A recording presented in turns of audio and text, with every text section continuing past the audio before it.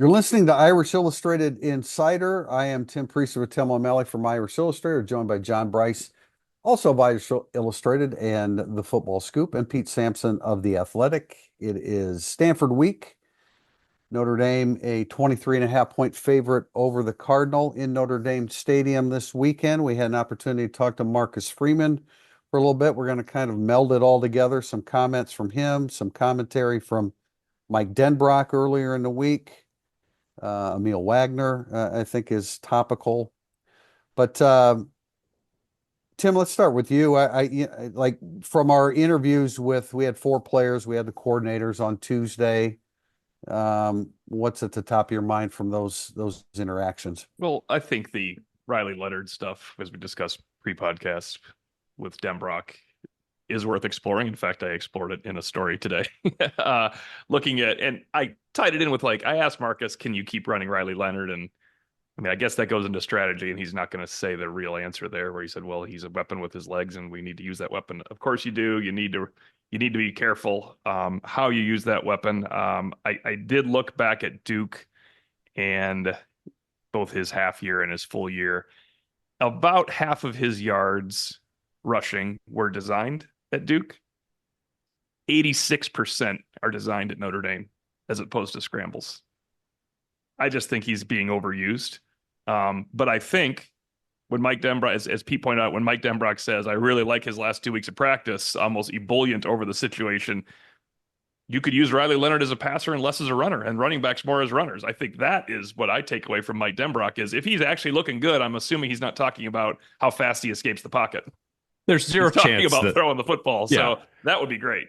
There's no way Mike Denbrock came in as like, I really love the way he ran quarterback power this week in practice. Just phenomenal. But he wasn't allowed to be touched. Yeah. And I think this is like one of the sneaky problems with the offense is they can't overcome 2nd and 10.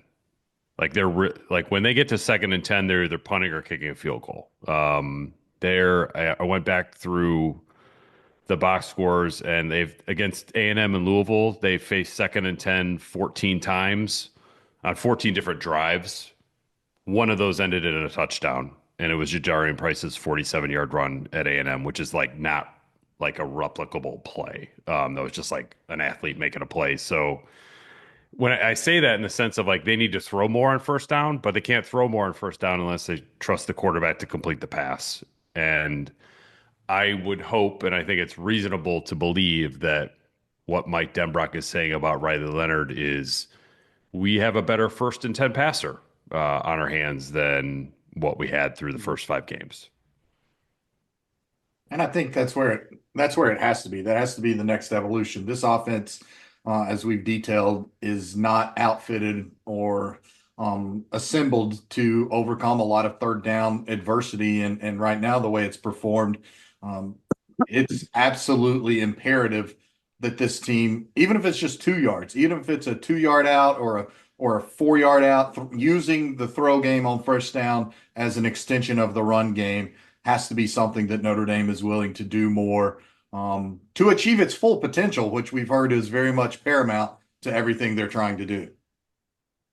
I'm beating a dead horse with this commentary here, but it is Stanford week. We're 2 days before they play Stanford, and we can talk about Leonard making improvements and doing better in games, and I've been on record many times saying the last 6.5 quarters have certainly been better. And Tim, I know we disagreed with that, but he was 9 for 12 in the second half against Louisville, so that's what I'm including there. But Stanford is a team that is being credited for being better against the run than they were, certainly, and that's true. That's an improvement, but I also think that it's a reflection of the fact that they have a really awful pass defense, and so it's a great opportunity for Riley Leonard to start making inroads, to pick up where he left off. On one hand, we talk about bye weeks when they came at a good time or not.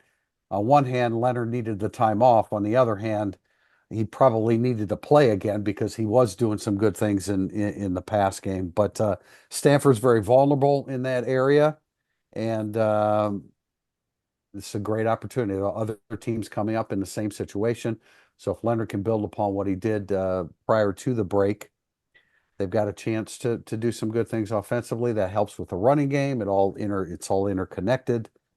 And so that's all a good thing. Mike Denbrock, again, further we talked about. No, you know what? We talked about that. Let's go into Emil Wagner because I think Emil Wagner is, that was the one guy in the preseason. I wrote a story this week. I mean, there was chaos all around. And when he was named the starter, the first reaction was, well, he hasn't started a game either. But kind of after he was named the starter, he became secondary in all the conversations because of what had happened to Jagasa, what was happening at left tackle, and then Craig gets hurt. Coogan gets inserted, on and on. And the one guy that we really haven't talked a whole lot about was Emil Wagner. And a lot of that has to do with the fact that he's just done a really solid job. He's a guy, if you watch him play, he's not off balance. He's not lunging as a pass blocker, as a run blocker. He's not necessarily a plow horse, but he's a guy he's got good pad level. He stays down. He doesn't lunge. He doesn't overreact. He's just doing a solid job at right tackle. The thing that really stuck with me from talking to Denbrock right before camp opened was when I asked him about the offensive line, and he didn't mention Shrouth or Craig. He said, I really, really like our two young tackles.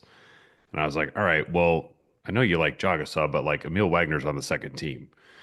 And he's like, no, no, no. Like Emil Wagner, I really like Emil Wagner. I'm like, okay. That was sort of like the first bit of good camp news when they're like, all right, they're gonna hold a ripcord here and not just go with Tosh Baker because he's been here. They're gonna go with a guy they think is better. And yeah, I think Emil Wagner's done a really nice job. I think that was maybe the first time he had come in for media since I don't recall him being in before. spring ball. No. I think it was spring. Yeah, it would have been spring. Yeah. So I mean, he should come in more because he's a fun interview. Very bright, sharp guy. He is the skinniest looking 293-pound offensive lineman you've ever seen, which makes me think like, yeah, he could be 305 or 315 and not lose a step. So yeah, a lot of Lauren Landau, Alexa Appleman talk with him about nutrition and strength training and all that stuff. And I I hope to one day try to consume a 2,000 calorie protein shake in one sitting with him. We don't need to do it in one of his classes, but I think that would be a fun story to try to attempt with some obvious downsides as well. I think with Wagner, to both of your points, the other thing is, in talking with people in the program, they say he plays above his strength. So they really like his strength, but he plays even stronger than what he is, if that makes sense. And when I first heard it, I had to, have it explained to me like a kindergartner, which happens a lot more than I'd like to admit. But yeah, he just plays with a great center about him. He stays centered both mentally and physically, and I think that's what we're seeing from him, and it's why he's been so effective and so down after down. And we hear coaches talk all the time, Marcus especially, whether it's one play, one life, but it's about being in the moment, and Emil Wagner does a really good job of being centered physically and mentally in each moment. And then again, talking with people in the program, playing above his strength.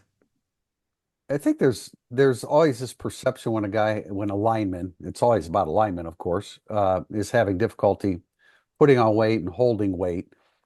And it's just such a genetic thing because if you look at his older brother who went to Kentucky, I mean, I looked at his recruiting profile. His brother was listed at 6'6", 190. And then by the time he got out of Kentucky, he was in the 235, 240 range. So his genetics allowed him to get quite a bit bigger. But we're talking about, I mean, Emil Wagner said, I came to I was throwing shot in high school, and the next week I'm a 245-pound offensive tackle at Notre Dame. So your genetics, there's only so much you can do. Those 2,000 calorie He's down to shakes 1,300 calories now, right? Yeah, He doesn't have to do it he's anymore. down to 1,000 to 1,500 now, but he said I'm 293, 294. He needs to be bigger if Notre Dame is in the playoffs and they're playing they're trying to advance and get to the Final Four. He's going to go against a defensive lineman that is mammoth and strong, and that's where you go into the offseason and say, well, see, you need a bigger tackle there to advance to where you're going. But anyway, It's called country strong, remember?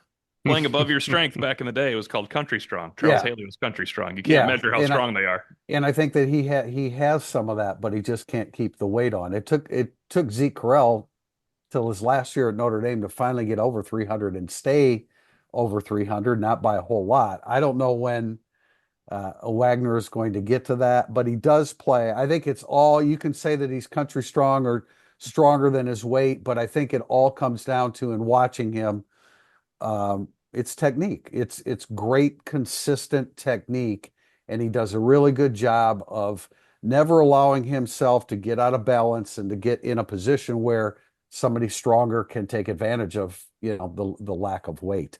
I want to jump into NLI, which JB is going to address for us. But first, I want to talk about Jalen Sneed. I think we weren't remiss. I didn't think that it was appropriate to, like in the aftermath of Louisville, that you asked about Jalen Sneed leaving the field early. I didn't want to do it on Monday because I felt like there were some other topics. We only get two questions individually, and I thought, there were other topics that I wanted to delve into, but I did ask Marcus Freeman today about him leaving the field early, what his philosophy was, with regard to being on the field with your teammates for the alma mater. He didn't answer that. He said he was not aware of him leaving the field. He suggested maybe he had to use the restroom. Uh, None of that is accurate, but I understand why a coach in that position has to. There are just times where you can't address things 100% accurately, and I get that. But he said he's had a couple good weeks of practice. He only had 12 snaps against Louisville. Again, I've said this. I said this from I think in the spring and August. In order for Notre Dame's defense, which is really really good, to go to another level, they need an athlete like Jalen Sneed to go to another level. The fact he had 12 snaps against Louisville says that he's not, we talk about Emil Wagner being fundamentally sound. 12 snaps in game 5 against Louisville, great athlete playing against great athletes, tells you that he's not doing something right, but they need him if they want to go to the next level. He's flashed, so I was surprised by the 12 snaps. Obviously, it came from something in practice. It's worth pointing out, though, like Jaden Osbury, he was awesome against Northern Illinois. He was one of their best players, 34 snaps. Then he had, what, 19, 10 in other games. I feel like there are situations where these linebackers are just rotating, specific to the opponent. But if Jalen Sneed keeps playing 12 snaps, there will be an issue with Jalen Sneed, obviously. He flashed early. He made more plays in those first couple games. Problem was he made some bad plays too. I mean, you remember the dead leg run Ontario Brown put on him. That was just inexcusable. You have outside containment. You're as fast as Ontario Brown. That's one of the worst defensive plays of the year. Where they had him exactly. pinned in. Four you guys can't have that him mixed in. It was amazing. Yeah. And yet, go ahead, Pete. I would just say, I mean, Jalen Sneed is really talented. I would also argue he's the fifth of 5 linebackers, and someone has to be fifth. It's him. Like they have younger players who are better and more reliable than him. So I really like Osbury and KVA, and then Bowen. So yeah, I mean, you would like Jalen Sneed to still be here. You would really like Jalen Smith to still be here. But talk about going to another level with your defense. Yeah, exactly. That would change everything. I think they would. Then they'd be really good. And I bet Al Golden would blitz him, contrary to his. Oh my gosh, his coaching. Wow, this podcast could go off the rails here in a second. So I was just gonna say, if Jalen Sneed is not happy with his role, like they can find those 12 snaps or those 15 snaps and spread them among KVA and Osbury. You really can. And Jordan Clark maybe a nickel more. I don't think they're missing a beat. But in an ideal world, Jalen Sneed would stick around and keep working and all that. So I think it's just something worth monitoring the rest of the year. I wholly agree with Pete. Jalen Sneed was a mid-year enrollee as part of that 22 class right after Marcus Freeman took over, the first 5-star that Marcus Freeman got committed at Notre Dame as coordinator or head coach. But those young guys, I mean, I talked with an offensive coordinator of a Division I team yesterday, and he just said, Coach, we're going to play the young guys, and we're going to take our growing pains right now because we're going to be so much better for it next year. Well, Notre Dame, as it pertains to their young linebackers, is not having to take a lot of growing pains, and they're getting better for it every single week right now, and will be even better for it next year, which is why I go back to Leonard Moore's play at cornerback. That what he did against Louisville, playing 76 snaps, is going to be so beneficial for the rest of this year, but it's going to be monumental next year when Ben Morrison is a first round draft pick and you're rolling out Christian Gray and Leonard out there as your top two corners. You know, they really have done a pretty good job. I know we're focusing on the 12 snap game, but like Osbury has one more snap than Snead, who has one more snap than KVA. Bowen has 40 more snaps than them. I realize he's more of a inside guy. And then Kaiser's only 10, 11 more snaps than Bowen. And part of that was he had to sit out that whole half basically against Louisville. But yeah, they're rotating well enough where you don't have to walk off the field early to go to the bathroom, make a phone call, or leave for the alma mater. One of those three things. Yeah, I thought you did all three, Tim. we we it's rare when you have three young linebackers like that all at once show great maturity and show that they each one of them in their own right needs an opportunity to be on the field a little bit Yeah. more. I mean, that's it's one thing to say, hey, we're going to go young and live with the growing pains. That they're really, I mean, if there were growing pains, it was against NIU. But Those were real, and they yeah, hurt. those are no, they did. There's no doubt about that. And I say, well, in order for them to go to the next level, they need Jalen Snead to step up. I mean, he needs to play to his full potential. Yep. And since he hasn't been able to do that, then I agree with you, Pete. I mean, all three of those guys are capable of being much more assignment sound on a consistent basis and being productive. So I don't, I mean, let's talk in real terms here. I don't think Jalen Snead is long for Notre Dame. Tim, you said, stick with it and hang in. At this stage, because this isn't the first time where he's been unhappy about snaps. So at this stage, I think that we're reaching the fork in the road, and It'll be interesting. Yeah, I'm not saying anything is going to happen now during the season. Yeah, but he started against Navy last year. I mean, he started the first year too, but it was, for 10 plays. But he's obviously a guy they like in that situation too. So if you, all right, let's put it that way. He started against Navy 2 years in a row, including his first ever appearance in a football uniform. So they obviously like something he does against the triple option. If he plays 12 snaps against Navy, he's fallen out of favor. Well, regardless, he's going to have 2 years left at the end of this season. So I think that's significant. Yeah. And those other guys got 3 and 4. So yeah. we've touched on a couple different topics here. I'm just going to go ahead and save our. I blathered on Monday about Stanford, and so I'll blather on more in the second segment with the questions. But there is one other topic that I did want to address. And that topic is the National Letter of Intent. JB, look, I admit virtually total ignorance with regard to the decision that was made. I think the announcement of the end of the National Letter of Intent was very, very vague as to what that would mean long term. I'm not in a position to talk about this. JB, you're more of a national guy. Share your thoughts on this, and then as we move forward, you'll hear more commentary from Irish Illustrated about this. Yeah, well, first and foremost, I'll just read directly what the D1 Council said yesterday afternoon when it formally adopted this. It announced Wednesday morning, that it was going to make this move by Wednesday afternoon. It provided just a modicum of more detail on it. It says, moving forward, written offers of athletics aid will replace the NLI, and the previous formula for determining signing dates will be applied to those written offers. So even before this podcast this morning, and then during this podcast, I've been texting with a couple of GMs of power conference programs around the country. And the biggest thing they pointed out is that this happened this week.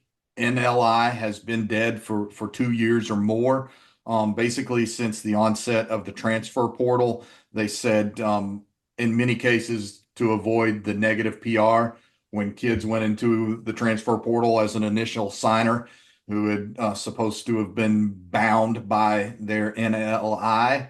They just started ignoring those and automatically granting the waivers more or less.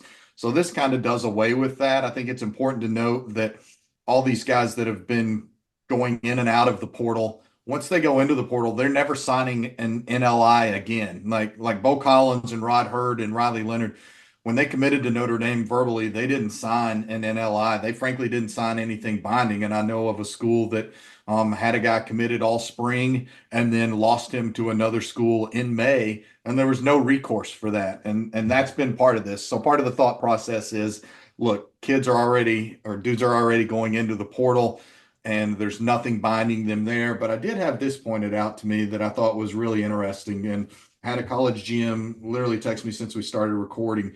And he said, I personally view it as a chess move to signing multi-year revenue sharing contracts moving forward. So that is going to be very fascinating to me. So you're going to come to Notre Dame, you're going to commit to Notre Dame.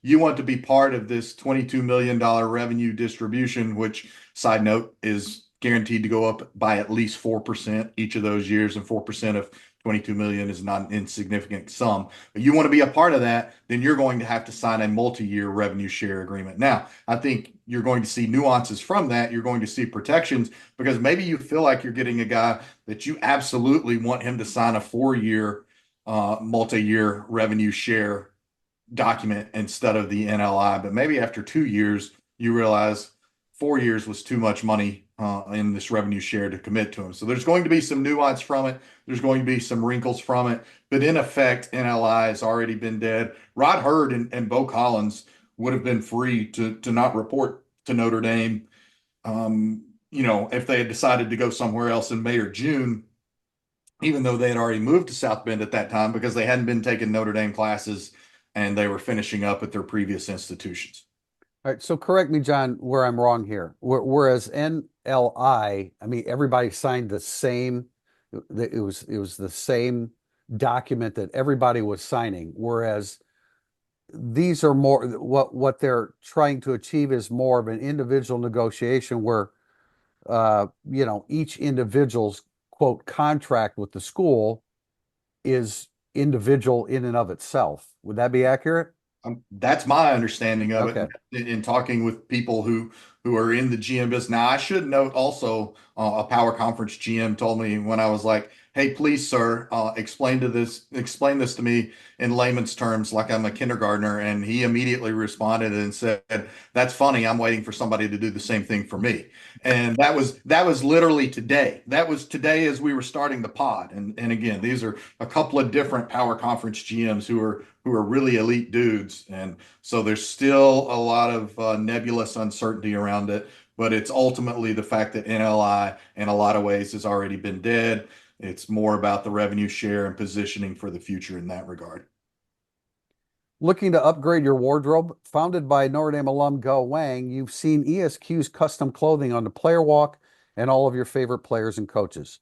With over a decade of making the best bespoke clothing available, ESQ will help you look and feel your best. From a perfect fitting suit or sport coat, shirt or bomber jacket, or that perfect tuxedo for wedding season, check out esqclothing.com and book an appointment to upgrade your wardrobe today. Mention Irish Illustrated and get 10% off your entire purchase. That's esqclothing.com. Burning Up at the Board, segment 2, coming up. If you're coming to a game this season, you have to check out Game Day Your Way, Notre Dame's tailgate service provider. Game Day offers everything you need, including tailgate gear, catering, and even beverage delivery right to your spot. And their Irish Express transportation from Chicago allows you to tailgate while you travel to their all-inclusive party zone in South Bend. Let Game Day deal with all the hassle so you can focus on the fun. For tailgates, tickets, transportation, and more, visit GameDayYourWay.com. Welcome back to segment 2, Burning Up the Boards. Our first question from Maltese Irish, who recalls who Notre Dame is playing this week. That's good, because there were not a lot of those, I don't think, Tim Priester. Any insider updates on the health of Ashton Daniels and or his availability for Saturday?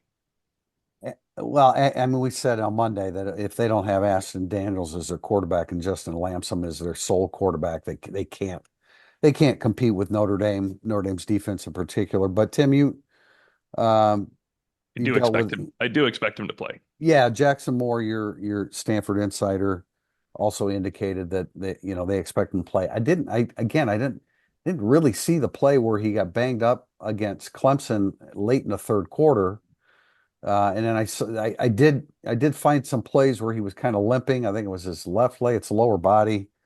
But I figured that he would be back and would give it a go this week. And we don't know exactly how healthy or unhealthy he is, but they don't have a chance of beating Notre Dame without him playing a majority of the time this weekend. They'll still use Justin Lamson in the red zone and maybe some short yardage stuff, and they should because he's really good at that. But in terms of running the entire offense and throwing the football, Lamson was lame against Virginia Tech, just not good enough. So we expect him back, and that gives Stanford a fighting chance against the Fighting Irish this weekend.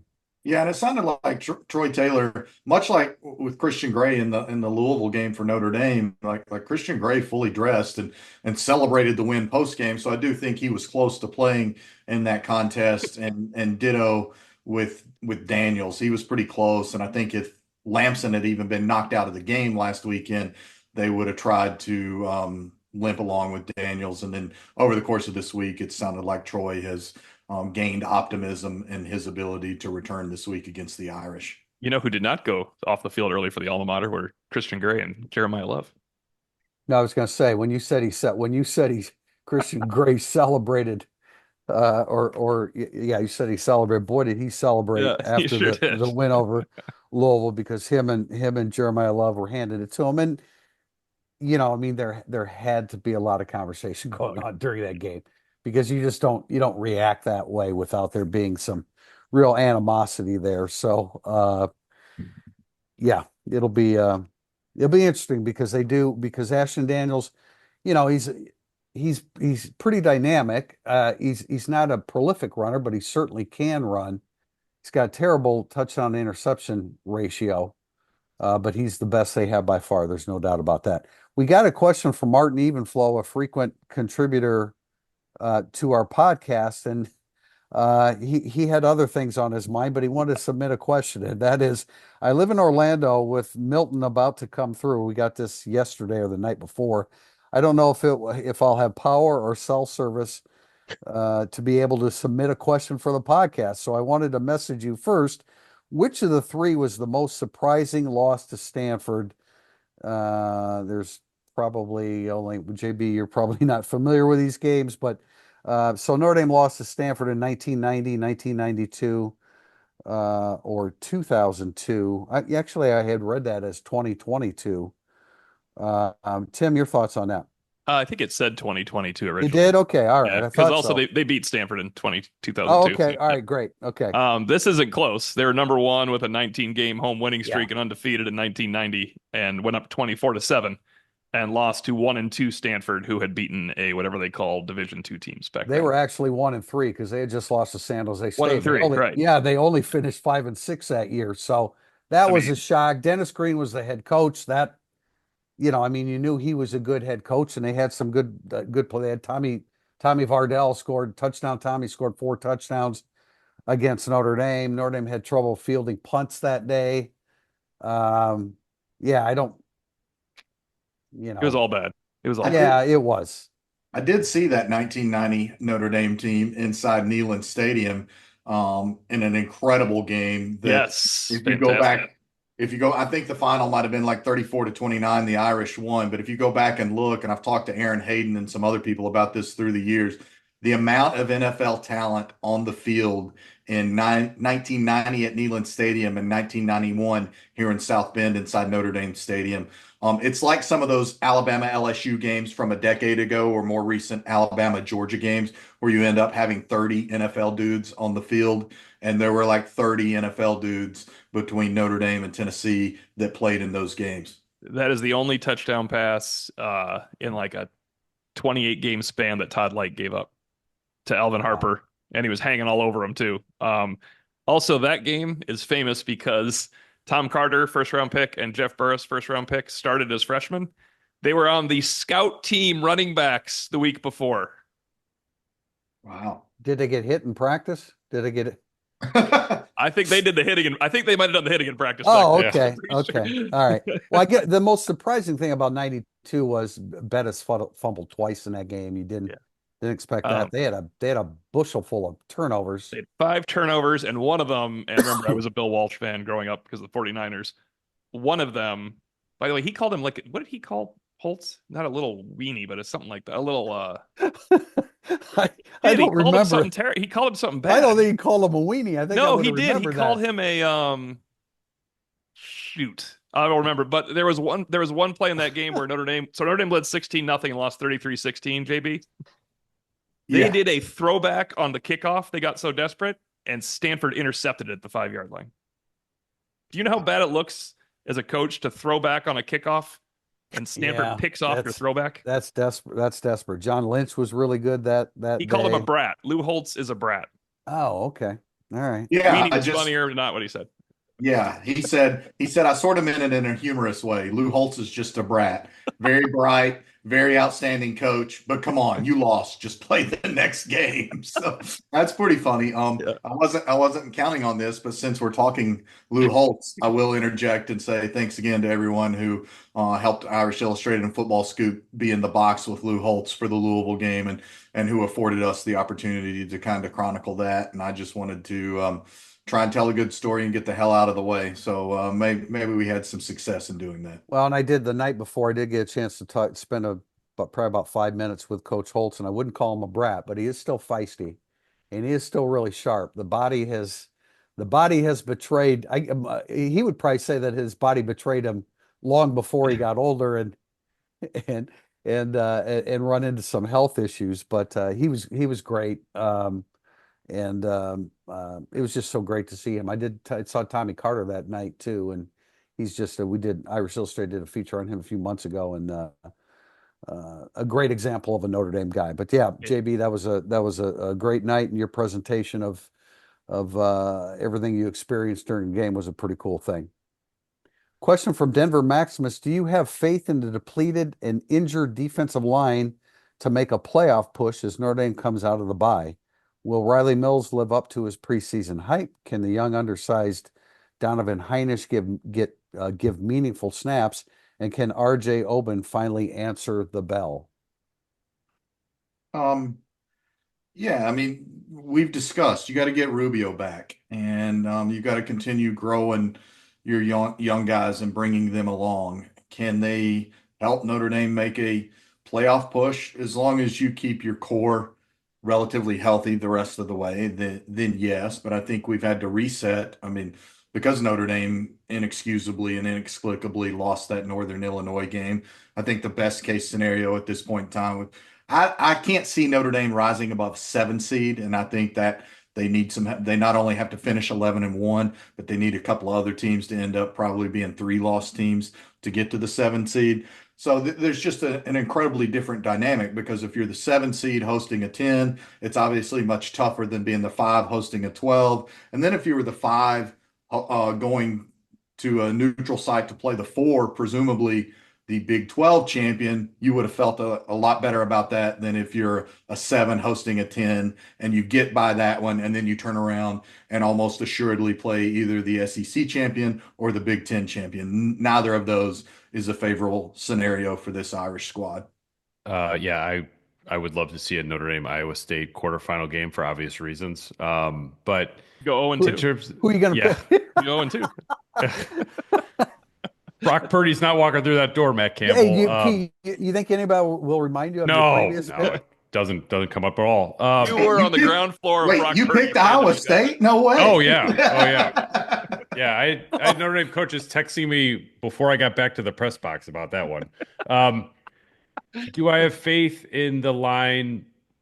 Kind of, sort of. I think Mills, like, of all these things, I feel like I'd rank the questions. Mills I'm most confident in. The line I'm second most confident in.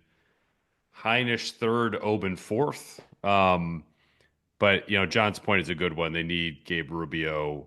They shouldn't need Gabe Rubio in October.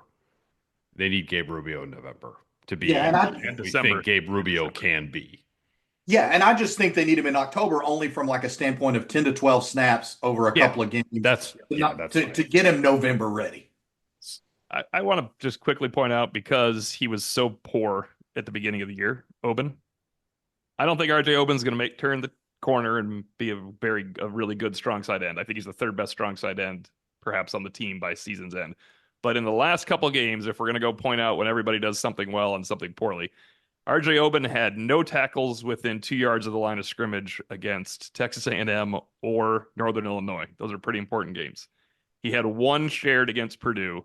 The last two games, I know Miami of Ohio's not that great, but Louisville's pretty good. He has three solo stuffs, and 2 assists. He is playing a little better. Yeah. Riley Mills, too, has played a little better. Part of Riley Mills is getting double teamed, but he got double teamed last year and he was beating it. So let's not pretend like this is a new thing for him. I do think Riley Mills, like Tim Priester pointed out last year, but he kept getting better all year. I think Riley Mills will keep getting better. I think he's going to end up having a good November. Why shouldn't he? Right. Why shouldn't he? It's not like we haven't seen him do it. It's not like it's blind faith. He's done it. Now, I think it's to me, to Alamaka, and Tim, I think you got a little bit more confidence that this is going to continue. Yeah. And I thought he played really a really nice game against Louisville. He did really good things against Miami of Ohio, but also had some busts. I think we've talked about this. They really, really, really need him to continue on that path. Bryce Young is a guy. There's no reason why Bryce Young, he's getting snaps. He's getting consistent snaps now. There's no reason why he can't continue to improve. And Josh Burnham should be a lot healthier. So, can they make a playoff push with these guys? Yes. Can they work their way through the playoffs with these guys? I don't think that's good enough talent to be when you're talking about the level of competition that you're going to be facing as you go deeper into the playoffs. Iowa State, for example, yes. I agree. Now that I would be confident, but beyond that, I think it gets really, really difficult. Question from Irish fan 151: during early blowout games,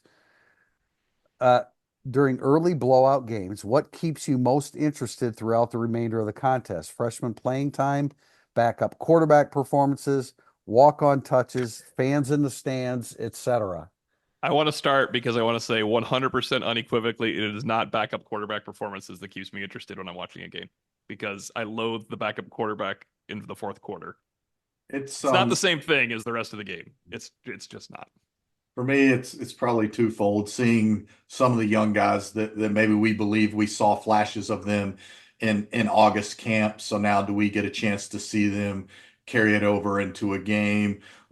It's always fun to see the walk-ons, especially at a place like Notre Dame where the walk-on program is so iconic and has been so valuable. So it's really fun, especially through the years as you get to know some of the walk-ons' parents and things like that. That's really cool. The other element would be, for me, I call it the dangling carrot. When it's a blowout, I get to start thinking about the end of overtime. And then that means my night's done when I get to the end of overtime. So we work really hard when it's a blowout. Trust me, Yeah. that's where the work turns on. You start going crazy in that press box getting stuff done. Yep. Yeah, freshman playing time and walk-on touches. Those would be, because it's like, when Bryce Young finally gets out there, you're like, ooh, okay, I want to see what this actually looks like. KVA played early, so that maybe didn't really count. Leonard Moore coming on at Purdue.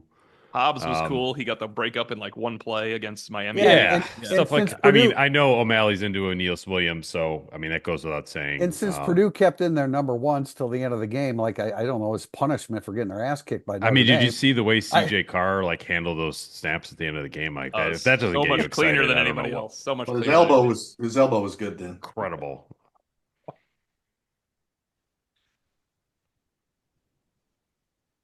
From GR Irish, in the last podcast, you guys talked about needing to get the running backs involved more in the passing game. However, it seems in the past few games, every time they throw a swing pass to the running back, it gets blown up for loss or very little yardage. In your opinion, is this due to lack of execution, perhaps blocking by the receivers, or does Denbrock need to find more creative ways of getting Love and Price the ball in the passing game? Is there any aspect of offensive football that is more difficult to execute with consistency than screenplays? Apparently not, because Notre Dame's 1 for the season. Just in general, though, you have to be to be consistently good executing screenplays. You have to be a choreographed offense. And Notre Dame, with their young offensive line, is anything but a choreographed offense. That's a great point I because would, the 2020 team with Kyron was really good at it. And that's 5 pros and Kyron Williams, the 6th pro. Yep. Yep. but I would still point toward execution because again, we had 7 sessions of preseason camp, one full one, and I think in all of those we saw some iteration of them working on screen passes, and we talked about in August that they had a really neat backside screen that they'd worked on, and obviously they executed it sublimely for the clinching score against Louisville. But I think it's execution, and I don't think it's execution on the running backs. And there have been a couple of high throws, I think, from Riley that have caused the running backs to wait, that makes the blocks longer, harder to sustain for that long, and gives the running back less room to be reading his blocks and trying to decide on his movements. But it's execution to me. I agree with all that. I also say like it's something that if I was a defensive coordinator, I would sit on right now because they're not punishing you over the top. Yeah. So until like you can hit more, like why was that Jaden Harrison play against Louisville so effective? Because Louisville was sitting on Mitchell Evans because that was the tendency. So break that tendency a few more times, and then I think the running backs will come open a little bit more. Yeah. There's a screen game issue, Tim, when I asked Marcus Freeman a question about the screen game. And he says practice. He says practice. We need to get better in the screen game. And I neglected to mention the Jeremiah Love thing. Like I left that totally out, which is my fault because pretty much the most important play of that game was a beautiful screenplay to Jeremiah Love. But the coach didn't even go there. He immediately thought, yeah, we need to get a lot better at the screen game, even though the last screen was perfect. Well, there's no doubt. Look, you have to force feed the football to Mitchell Evans moving forward. Assumably he'll be in the best health that he's been all year, unless something happened in practice. We don't know. You have to force the football to him because he's so good at boxing out. I mean, he boxes out defenders from the football. So, I mean, it's a good question because you need to find other ways to get the football to Jeremiah Love. But Mitchell Evans, to me, is the guy. You've got to get the football in his hands 5 times a game moving forward. Those other screens to Love right now, or any pass to Love. 13 attempts. He has 35 yards. Average depth of target for Jeremiah Love this year is negative 1.2 yards. Well, I mean, that is part of what, like we were talking it about. includes when you catch it and go somewhere, though. Oh, well, that's not good. You have to like it was a pipe dream when we were talking about, oh, he's split out, he's getting work with the wide receivers. That requires so much work for a running back that I don't know how you get in sync. There just isn't enough practice time to do it. Priester, I'll read this one for you, even though it's your name. Irish Dodge. What's the bigger kiss of death?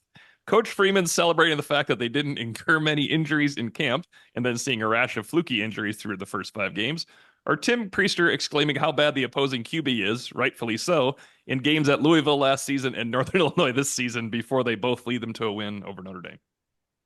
Is there a C for all of the above? There's Man, if Stanford starts Justin Lamson this weekend, look out. Look out. He looks like Blake Bell running the ball for touchdowns. Tommy Bardell. Oh, the Belldozer. I was right. Those guys were terrible. Irish Dodge said it as well. They were terrible quarterbacks, and I mean that happens. That the two things can be right at once. They were terrible quarterbacks coming into the game, and they played well against Notre Dame. There's a second part of the question, though, Tim.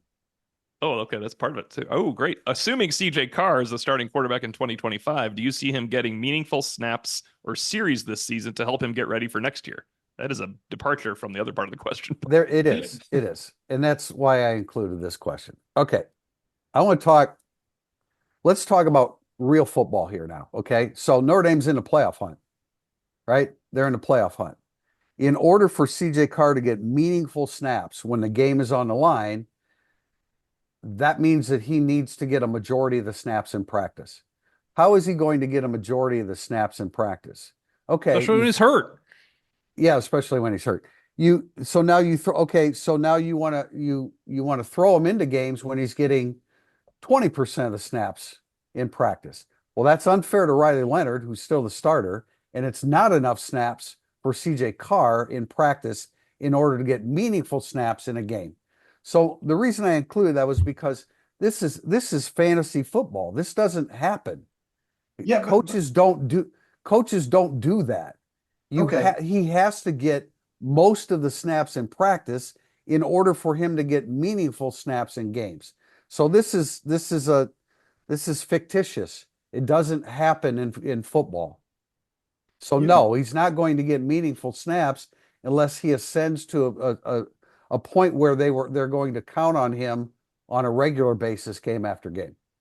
I'm going to give Irish Dodge the benefit of the doubt here because he's a repeat questioner and say that maybe he means significant, serious snaps when they get control of some games, which, by the way, aside from Purdue, we're still waiting to see Notre Dame get serious control of a contest. But maybe he means are they going to start making CJ Carr the first backup quarterback into the game if they have control in the third quarter rather than the second or third? No, no, they're not. I see They're you not. shaking. I see you shaking your head. I understand all of that. I also understand there's merit, much like we talked about with Leonard Moore. There's merit for getting CJ Carr opportunities as they arise over the course of this season, whatever the situation may be. But that doesn't mean you play him over Riley Leonard. And certainly you don't do that when you still have playoff aspirations that are viable in front of you. Yeah, it's not I happening. mean it's a tough situation. We talk about having four quarterbacks that are capable. This is what you get. I Well, you mean, if won't you next year, so that's fine.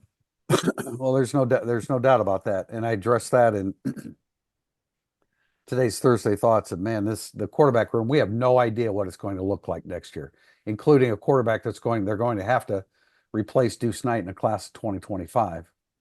We don't know what Minchie's going to do. We don't know what Angeli's going to do. We do know what CJ Carr is going to do, but otherwise, I mean, it's just up in the air. I'm giving you a hard time, Irish Dodge, but it just doesn't. Like when you say, and John, maybe you're right. I mean, maybe he meant giving him some extended series, but meaningful snaps. Um, you need to practice with the first team. He It has to earn doesn't those work that way, meaningful snaps over Angeli. right? Like you can't just give him snaps because of next year. He has to beat out Steve Angeli, and that's really hard to do.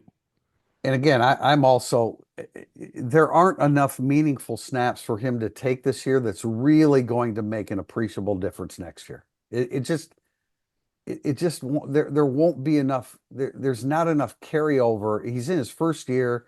He doesn't understand what he doesn't understand. Pete, you talked about the time you spent at Miami of Ohio. Did we talk about this on podcasts? We talked about it. A We little you and bit, I yeah. we talked about it before we went into interviews a couple weeks ago.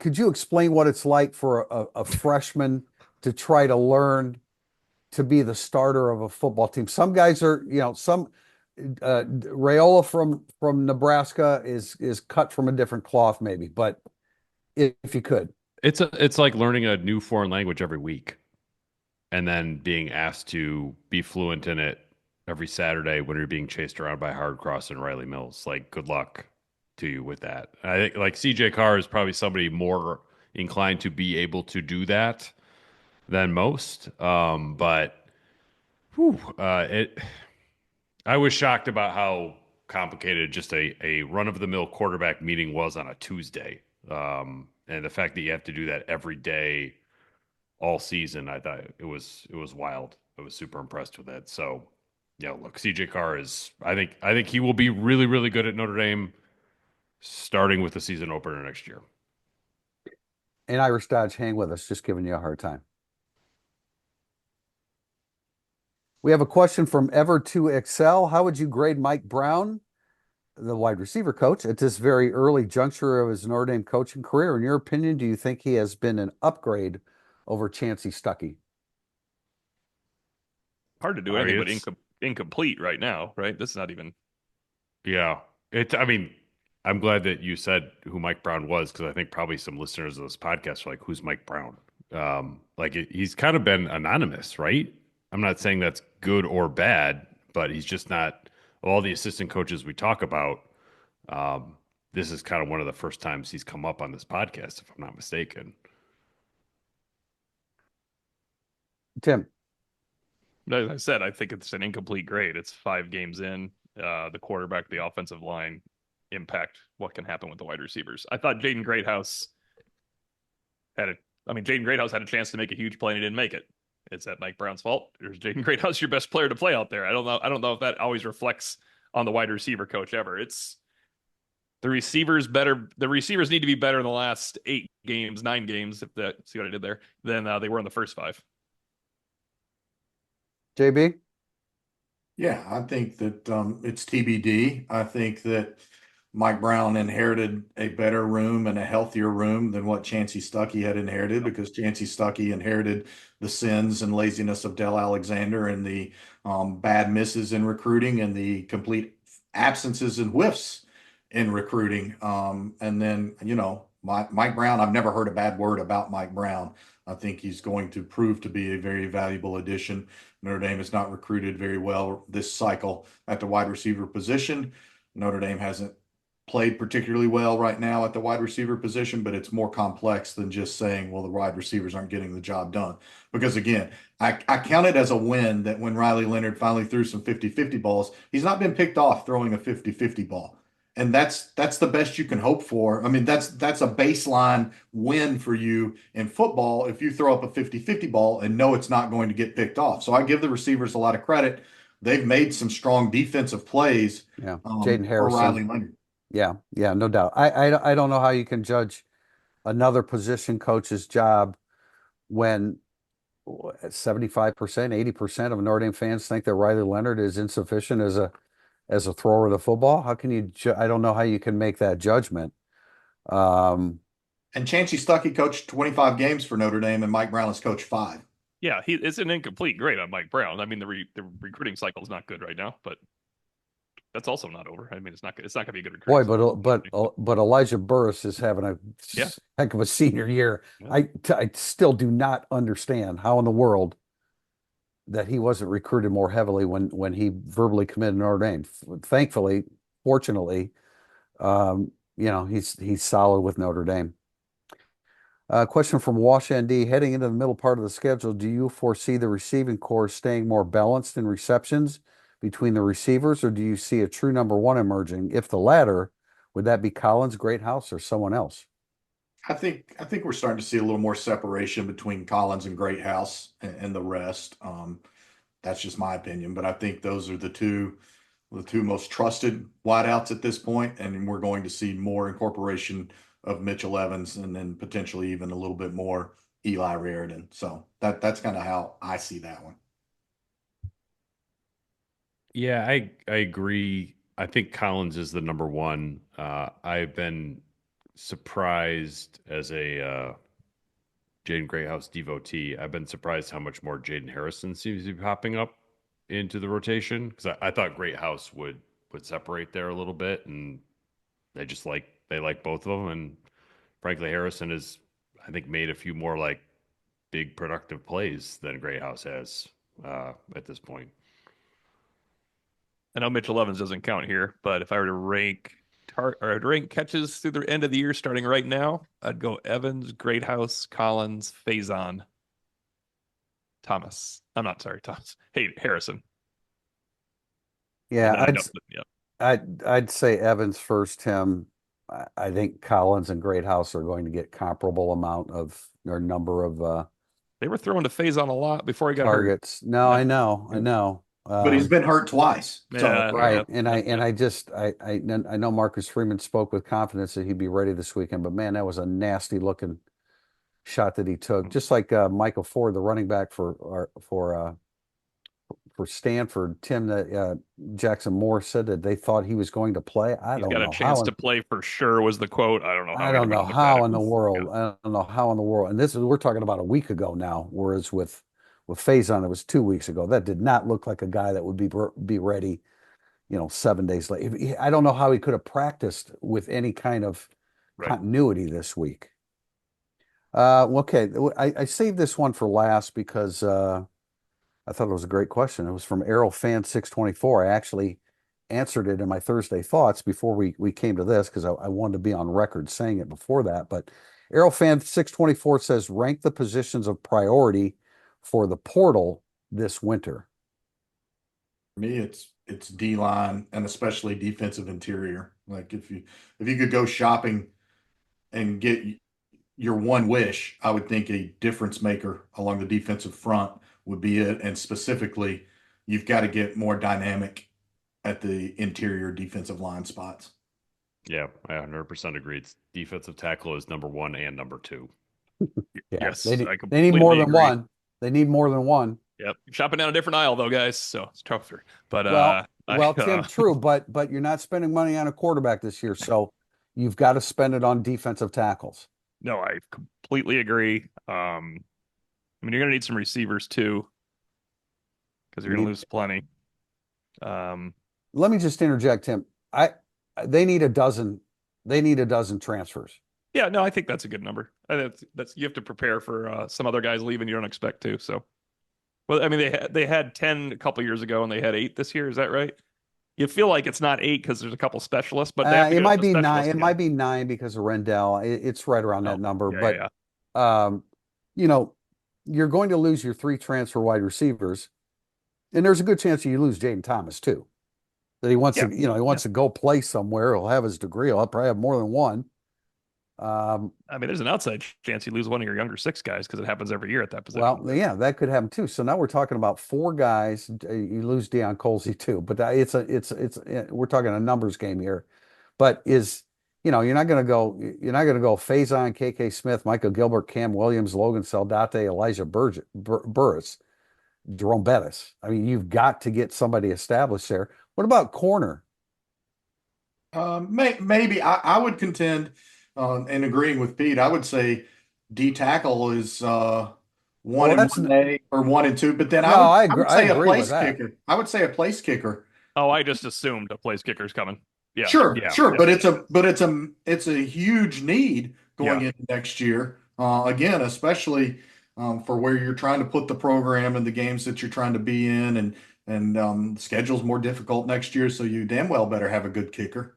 You're losing Watts, Hurd, and Clark on the back end at safety. Mhm. So unless Telich and Urlacher and Tay Johnson and Tabron Benny Powell are ready to step in, all you have is a Don Schuler I established think they'll there. get a safety as well. I think they'll get a safety. You have to. That's Yep. why I say a dozen. And if it ends up being 14, then so be it.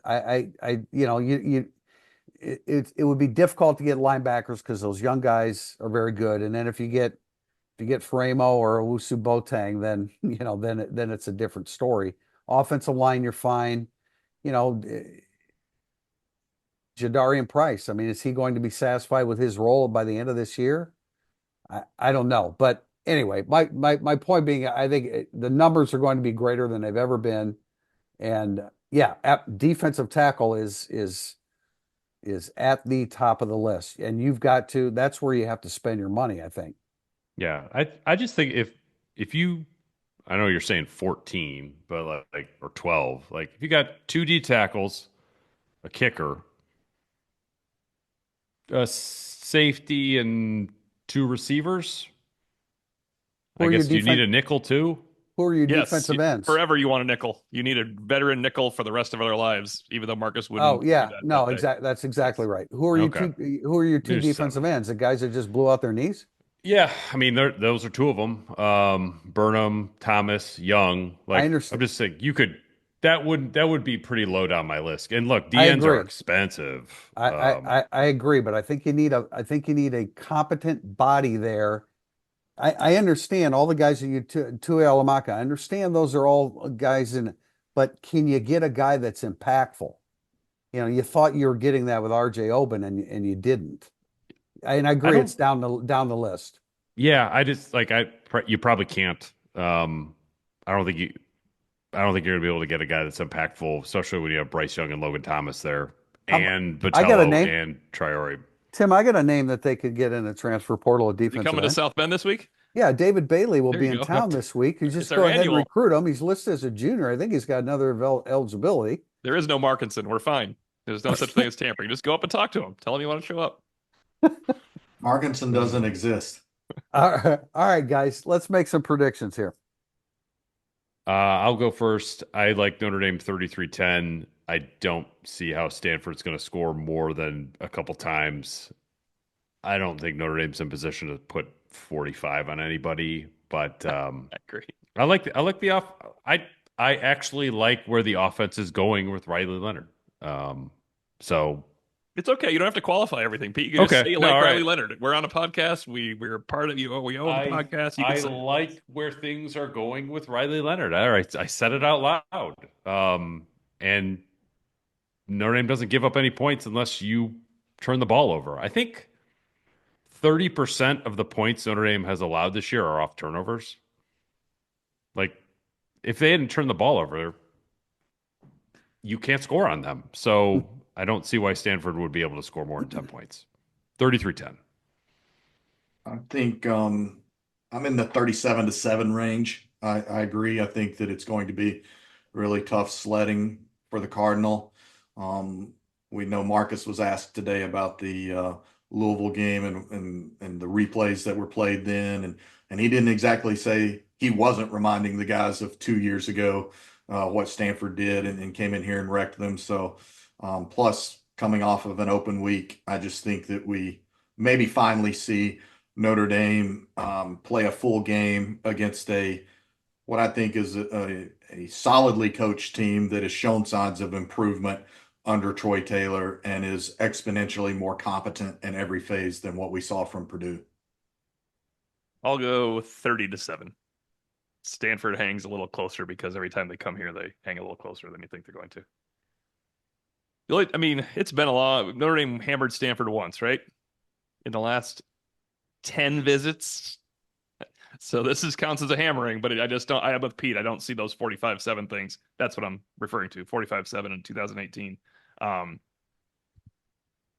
think it's nice, but not beautiful on offense. And I will never go higher. I won't approach 38-40 until Notre Dame goes a game without having a 15-minute gap without coming close to scoring a point. That's fair. Stanford scored 21 points in the last 2 weeks. They've been outscored 71-21.